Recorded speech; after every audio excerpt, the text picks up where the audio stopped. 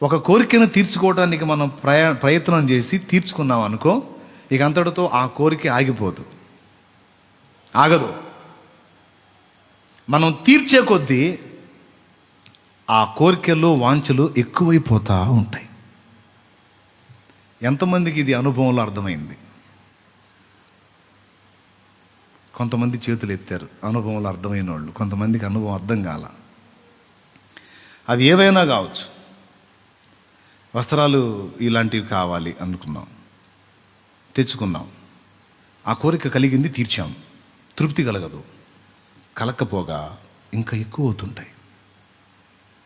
ఇక వస్త్రం దగ్గర నుండి దేహ వాంఛతో సహా, ఓపెన్గా చెప్తున్నా, శారీరక వాంఛలతో సహా వాటిని తీర్చడానికి మనం ప్రయత్నం చేసే కొద్దీ ఆ వ్యామోహం ఎక్కువైపోతూ ఉంటుంది, కానీ దానికి బ్రేక్ పడదు.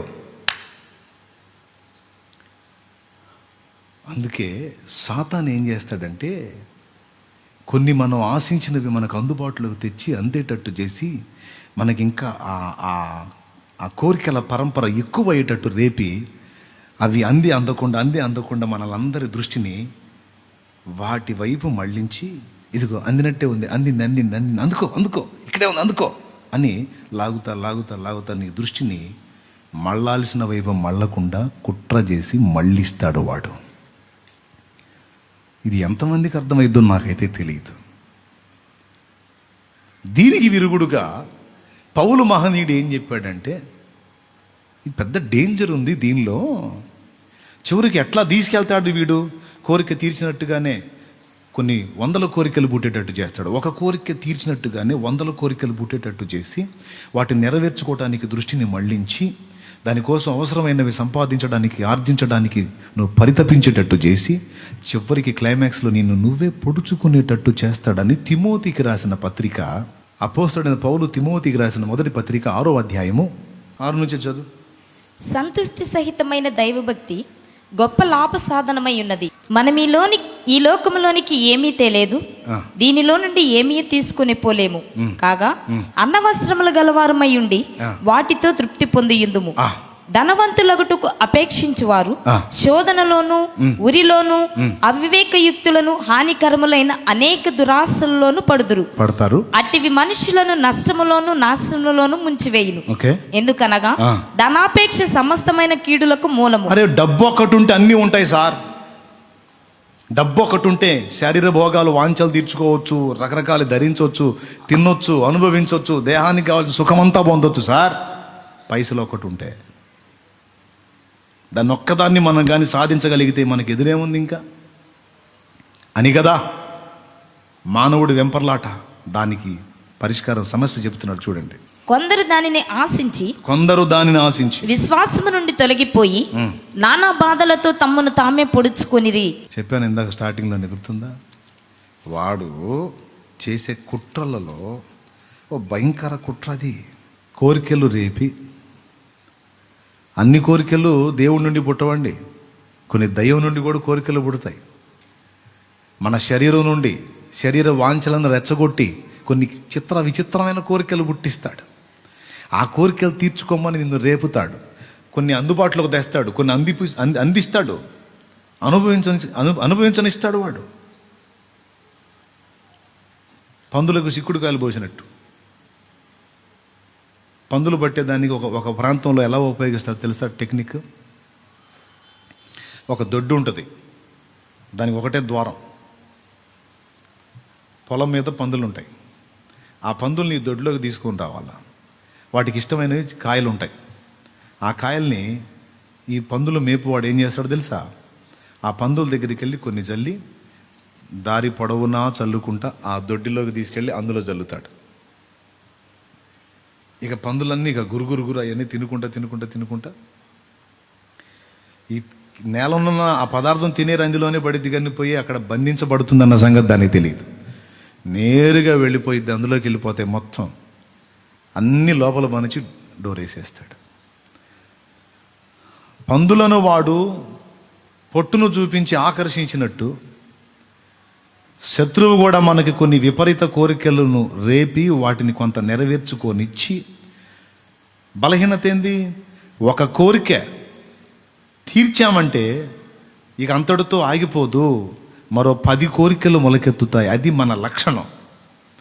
దాన్ని ఆధారం చేసుకుని వాడు మనలో విపరీత కోరికలన్నీ మొలకెత్తేటట్టు చేసి వాటిని చూపించి అందినట్టు అందనట్టు అందినట్టు అందనట్టు చేసి లాగి లాగి లాగి లాగి తీసుకొచ్చి అసలు దేవుని ఉద్దేశం నువ్వు నెరవేర్చకుండా, దేవుని చిత్తం గుర్తుపట్టకుండా, అసలు ఆ తలంపులే నీకు ఎక్కువగా రాకుండా, నీ దృష్టి అంతా భూ సంబంధమైన దాని మీద ఉండేటట్టు నిన్ను ఆకర్షించి, ఒక గొప్ప పాత్రవైనా సరే నువ్వు పనికి మాలిన పాత్రగా, పనికి రాని పాత్రగా నీ బ్రతుకు తెల్లారేటట్టు వాడు నిన్ను మోసం చేస్తాడు. దీనికి విరుగుడేంది? దీనికి విరుగుడేంది అంటే భూ సంబంధమైన వాటి విషయంలో దేవుడిచ్చిన స్థాయిలో ఎక్కడికక్కడికే తృప్తి చెందటం అనేది సాధన చేయాలి.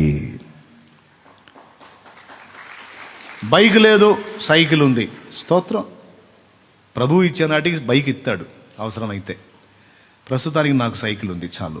అసలు సైకిల్ కూడా లేనోడు కాళ్ళు నడక నడుస్తున్నాడు, వానికంటే బెటర్గా. చెప్పులు లేనోడు దేవుని సన్నిధిలో మోకాళ్ళుని ప్రభువా నాకు చెప్పులు లేవని ఫీల్ అయితే, కాళ్ళు లేనివాడు వచ్చి అతని పక్కన ప్రార్థన చేస్తున్నాడంట. అప్పుడు అతను చూసి ఇతను దేవుని స్తుతించాడు, నాకు కాళ్ళు ఉన్నాయి చెప్పులు లేవు, కానీ వానికి కాళ్ళే లేవు. సో వానికంటే నన్ను ఉన్నతంగా ఉంచినందుకు నీకు స్తోత్రం ప్రభువా అని స్తుతించి లేచి వచ్చాడంట. ఇది జీవిత సత్యం, బ్రతుకు రహస్యం, మనశాంతి రహస్యం. ఇది గొంతెమ్మ కోరికలు పెట్టుకొని తలకాయ నిండా అవి నెరవేర్చుకోవటానికి అన్నపానాలు పట్టక, రాత్రి పగలు నిద్ర పట్టక, వాటిని నెరవేర్చుకునే దిశలో ఆరోగ్యాన్ని పాడు చేసుకొని, ఏమండి చిత్రవదగా ఆలోచించి రకరకాల రోగాలకు గురై తీరా సంపాదించి చివరికి తీసుకెళ్ళి దాన్ని ఏదో చేయాలనుకుని ఏదో చేసుకునే వాళ్ళని ఇంతమందిని చూసినా. ఇప్పుడు టోటల్గా నువ్వు చెప్పేది ఏంది అంటే తృప్తి చెందవలసినవి ఉన్నాయి. ఏంటివి అవి అంటే భూ సంబంధమైనవి. తిండి కావాలి, ఉన్నంతవరకు స్తోత్రం. సిగ్గు కప్పుకోవటానికి బట్ట కావాలి, తలదాచుకోవడానికి నీడ కావాలి, స్తోత్రం. ఇక డాబు దర్పాలకు పోయి, డాంబికాలకు పోయి, బ్లంట్గా చెప్పాలంటే ఎచ్చులకు పోయి ఇబ్బంది పడటం కొంతమంది తెలివి తక్కువ మాలోకాలు చేసే పని. అబ్బాయికి పెళ్ళిడు వచ్చింది, పెళ్ళి చేయొచ్చు, 2 లక్షల్లో చేయొచ్చు, ఎచ్చులకు పోయి 20 లక్షలు కూడా చేయొచ్చు. ఓ 10 లక్షలు అప్పు అయితే అయింది, అవతలాడి మీద మనం ఇంకో గ్రాండ్గా చేయాలని. కానీ పెళ్లి చేసినోడికి చేసుకున్నోడికి ఇద్దరికి 10 లక్షలు అప్పు, మన శాంతి ఉండదు. ఇక పెళ్లి చేసుకున్నవాడికి పాపం పెళ్లి కుమార్తె కనపడదు. ఎక్కడెక్కడ వడ్డీలు తెచ్చారో ఆ వడ్డీలు ఇచ్చిన వాళ్ళు మొత్తం కనపడుతుంటారు దురాత్మల్లాగా. ఎవడికి మనశ్శాంతి ఉండదు. బిల్డప్ మాత్రం అసలు మామూలుగా చేశారు, అబ్బో గొప్పగా చేశారు అనిపించుకోవాలని. జస్ట్ పోల్చి చెప్తున్నాను. ఎందుకంటే మన్నాయికి మ్యారేజ్ చేశారు, పెద్ద మొత్తం పెట్టి చేశారు. దగ్గర 70,000 నుంచి 80,000 రూపాయలు అప్పట్లో ఖర్చు పెట్టి చేశారు. అప్పటికి మాకు అది ఎక్కువ పెళ్ళి అన్నమాట. మా స్థాయికి 80,000 రూపాయలు పెళ్ళి. ఆ అప్పులు ఇంకా సరిగా తీరలా, అది కూడా అప్పు చేసి మళ్ళీ. ఇక నాకు పెళ్ళిడు వచ్చింది, పెళ్లి చేయడానికి పూనుకున్నారు. ఏంద్రా మరి నీకు కూడా అప్పు తెచ్చి గ్రాండ్గా చేయమంటావా, ఏం చేయమంటావు అంటే మీకు దండం పెడతా, నాకు వద్దు, ఎంత తక్కువ ఉంటే అంత తక్కువలో నాకు పెళ్లి చేయండి అని చెప్పా. మీరు నమ్మండి నమ్మకపోండి, నా పెళ్ళి మొత్తం కలిసి 16,000లో అయిపోయింది. 16,000లో పెళ్లి చేసుకున్నా. ఎందుకో చెప్తా. పెళ్లి చేసుకున్నా, ఏదో సంతోషంగా కుటుంబ జీవనం జీవించాలనుకున్నా, మీరు అప్పు తీసుకొస్తారు, తెచ్చి నాకు పెళ్లి చేస్తారు. పెళ్లి చేసిన కాడ నుంచి అప్పులు వడ్డీలు కొడ్డీలు లెక్కేసుకొని సరిపోయింది. కానీ నేను నా భార్య కలిసి సరదాగా అలాగా ఒక షికారు చేసేదాన్ని కూడా అవకాశం ఉండదు. ఎందుకంటే ఖాళీ లేకుండా, రాత్రి పగలు తేడా లేకుండా కష్టపడాలి. ఆ ఎచ్చులు నాకేం వద్దు. మీరు ఎట్ట చేస్తారో నాకు తెలీదు, ఎంత తక్కువలో ఖర్చు అయితే అంత తక్కువలో నా పెళ్ళి అయిపోవాలని చెప్పా. కొంతమంది యూత్ ఫ్రెండ్స్ అట్లా ఇట్లా అంటారు, అలా ఇలా అంటారు. నేను ఎవడిని పట్టించుకోవాలి. అనేవాడు నేను అప్పుల పాలైతే వచ్చి తీరుస్తాడైంది. అరే ఏంట్రా మరి ఇంత చీప్గా చేసుకున్నా అనేవాడు నేను లక్షల అప్పులు అయితే వాడు వచ్చి తీరుస్తాడా? నేను బాగా సౌండ్గా ఉంటే ఎరా బాగున్నావా అంటాడు. నేను దరిద్ర కొట్టే స్థితిలో ఉంటే ఈయన బతుకుతే మన డబ్బులు అడుగుతాడని మనం ఇటు కనపడుతుందా సార్? ఇటు చూసి సుబ్బరా బాగున్నావా ఏ సంగతి అనుకోండి అడిపోతాడు. ఎందుకు?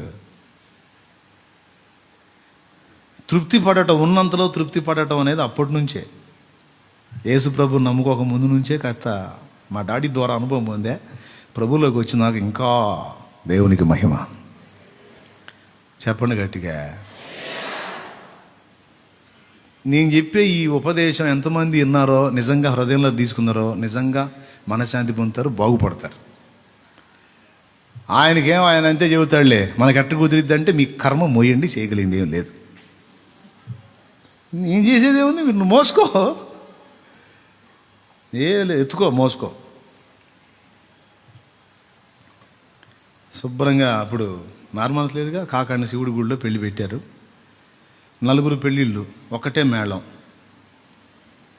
ఒక సన్నాయి, ఒక డోలు. ఈ చిత్రం ఏంటంటే వాళ్ళు కూడా లేరు అప్పుడు. అందరూ కలిసి ఒకటే డ్రమ్ కొట్టారు, దన్ దన్ దన్ దన్ దన్. ఇప్పుడు తాళి కట్టేటప్పుడు అయిపోయింది. సింపుల్. అమ్మాయి వైపు నుంచి వచ్చేటప్పుడు వాళ్ళు కొంచెం ఆహారం తీసుకొచ్చారు, మా వైపు నుంచి కొంత ఆహారం. మొత్తం అక్కడికి ఎక్కడ ఆ గుడికాడ పెళ్లి చేసుకున్నాం కదా, అక్కడికి వచ్చిన వాళ్ళకి తలా ఒక ముద్ద పెట్టాం, అయిపోయింది. సింపుల్. 16,000లో పెళ్ళి, అందులోనే మళ్ళీ బట్టలు కూడా. ఏందనుకున్నా మరి? అమ్మ చాలేమన్నా నీలాగా బతకాలంటే మా వల్ల కాదయ్యా అనకండి. దేవునికి స్తోత్రం. అప్పులు కోవలేదు ముందు, జీవితం హ్యాపీగా బండి సాగిపోయింది అలాగా. జస్ట్ ఎగ్జాంపుల్ చెప్తున్నా. భూ సంబంధమైన వాటిల్లో ఎంతవరకు కోరికలను అణచుకుంటే అంత మంచిది. తలకాయకు పుట్టిన కోరికలన్నీ తీర్చడానికి ప్రయత్నం చేస్తే, ఒక కోరిక తీరిస్తే, ఏదో రాక్షసుల కథలో ఒక రాక్షసుడిని చంపి వాడి రక్తపు చుక్క ఒకటి పడితే నేల మీద 100 రాక్షసులు మొలకెత్తారన్నట్టు, ఒక కోరికను తీర్చడానికి నువ్వు కానీ తీరిస్తే డౌట్ లేదు 100 లైన్లోకి వస్తాయి. ఇక అంతా అదే అయిపోయింది. అందుకని అవకాశం ఉన్నంత వరకు విపరీత కోరికలను కత్తిరించటం, ఏది అవసరమో అంతవరకే తీర్చటం, అవసరం లేనివన్నిటిని కూడా తొలగించటం అనేది ఒక గొప్ప సాధన. ఇందులో ఫస్ట్ క్లాస్లో వచ్చాడు మన పౌలు మహనీయుడు. ఒకసారి ఫిలిప్పీలోకి రాసిన పత్రిక ఒకసారి బైబిల్ ఉన్న వాళ్ళు తీసి 4వ అధ్యాయము 11వ వచనం చూడండి. నాకు కొదువ కలిగి ఉన్నందున నేను ఇలాగూ చెప్పుటలేదు, నేనే స్థితిలో ఉన్నను ఆ స్థితిలో సంతృప్తి కలిగి ఉండి నేర్చుకుని ఉన్నాను.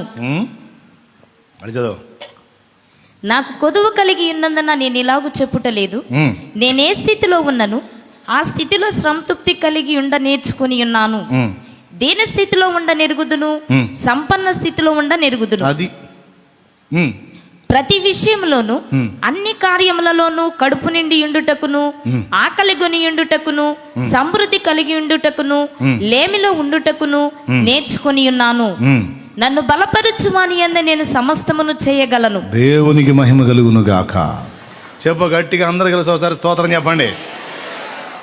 ఏం చెప్పాడు? ఏ స్థితిలో ఉన్నా నేను తృప్తి కలిగి ఉంటాను నేర్చుకున్నా.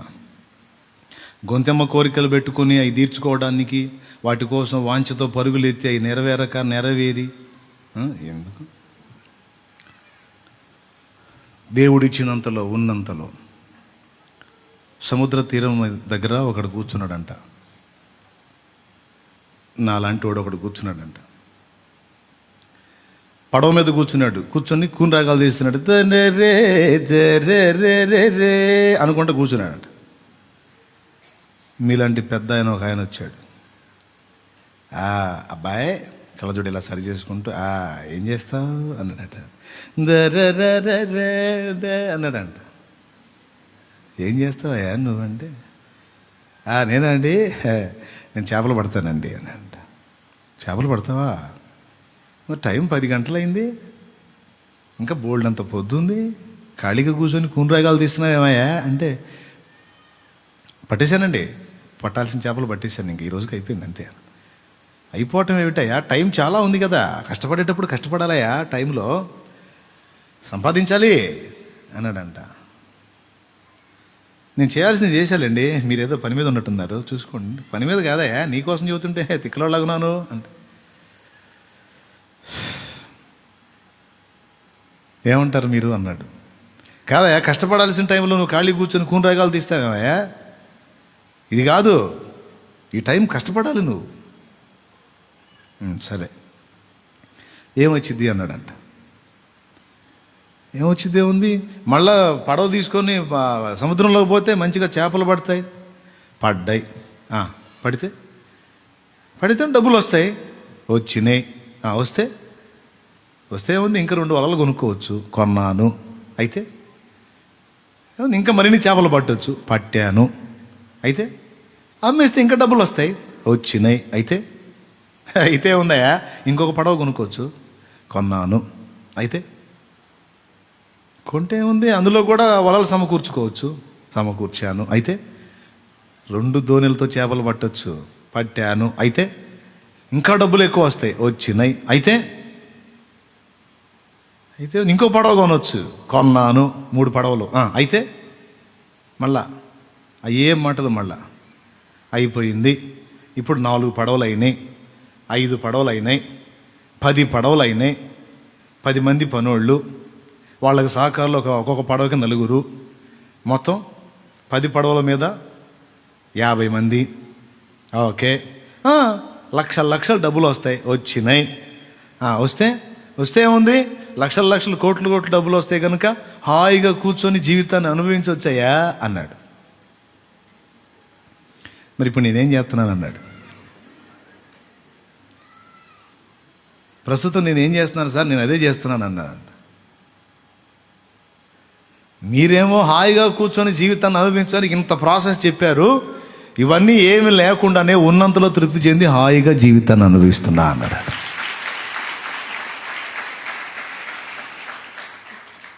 అర్థమైందా? కాలేదా? అయిందా? ఎట్లా?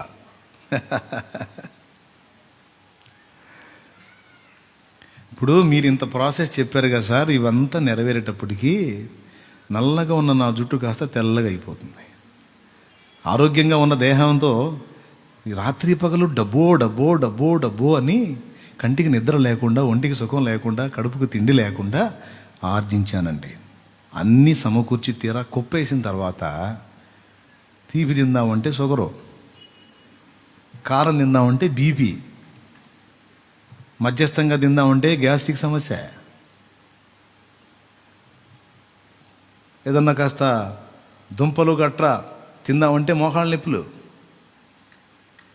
మాంసాహారం తిందామంటే కొవ్వు కొలెస్ట్రాల్. హలో, చివరికి ఇంత సంపాదించి నా గొంతులో పోసేది రాగి జావా,